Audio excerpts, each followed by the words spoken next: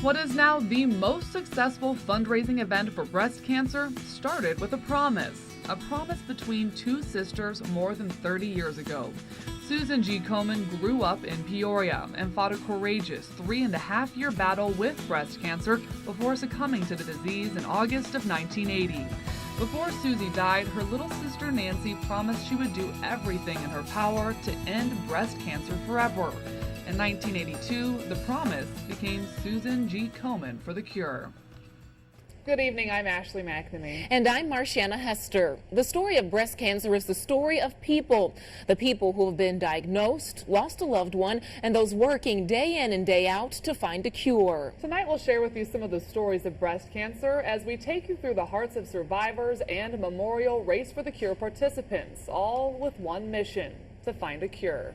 Since the Race for the Cure series began in 1983, it has grown from one race with 800 people in Dallas, Texas, to a global series of more than 140 races.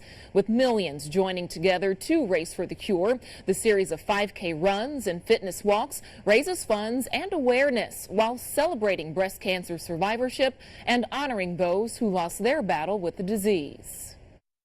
I'm a 19-month breast cancer survivor, and I just want to support everybody else that's going through what I went through and appreciate all the friends and family that are supporting me. Well, I got lots of friends and family that have been afflicted, and I don't know, my girlfriend asked me to go, so I was like, yeah, absolutely, of course. This is part of a training deal. I'm doing the 40-mile walk in Chicago, and I've got some friends down in Peoria, some survivors that I'm going to have sign the bottle, and I'm doing the walk today. Great. I just want to set example for my daughter, to stay fit, stay active, and stay positive. And I want her grandmother's memory to live on in all of us. So it's great to show her what we lived 14 years with my mom. Every year we came out here. This is an awesome race. So many people, great support. They raise so much money every year. I'm actually here from I've got two aunts that are right now under breast cancer. Also, my grandmother is a 2-time survivor of breast cancer. It's really cool because you see everybody here, and so it's really neat to come here and just see all the support from people of all ages and all backgrounds. It's very inspirational, actually, and it's exciting. And again, I think personally, I find it an inspiration. The Memorial Race for the Cure is the second oldest race of the series and takes place right here in Central Illinois. For the past 28 years, the showing of pink has grown stronger with each stride. This year, on May 11th, more than 10,000 race participants filled the Peoria Metro Center. About 600 of those registrants were breast cancer survivors. And whether they were celebrating months or years of being breast cancer free, the survivors' positive spirits inspired everyone in attendance to continue to fight for a cure. Actually, 11 years ago was my first race. I had been newly diagnosed, and I was the last one to come through the line with the police cars behind me and everything. But I did the whole race because I told myself I would make it, and here I am. On May 11th, Donna Shipp also celebrated her 55th birthday. Service is the price you pay for living. That's the running force behind a newly formed team dedicated to the Komen Promise. Denise Jackson introduces us to Team Rhonda and Janice. Flanked by friends, family, and other breast cancer survivors, Team Rhonda made its debut in the Susan G. Komen Annual Race for the Cure.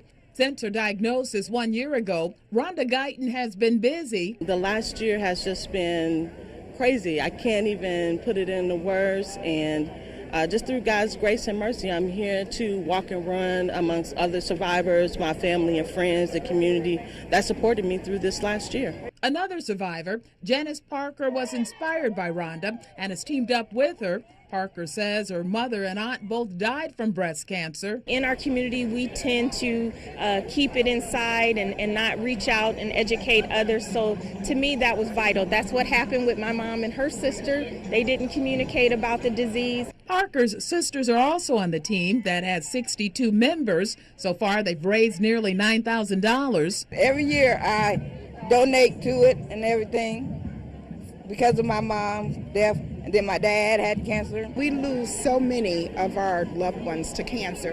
And we have cures for a lot of things. We have medicine for everything. We need to fight this. Parker and Guyton are still rounding up ammunition, more women and men, plus dollars to increase awareness for breast cancer research. In Peoria, I'm Denise Jackson reporting.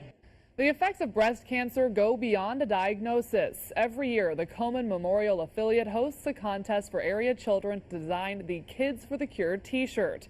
This year's winner was Morton fourth grader Allison Stidman. The 9-year-old says she loves art and wanted to use her talents to celebrate her grandmother's victory over breast cancer.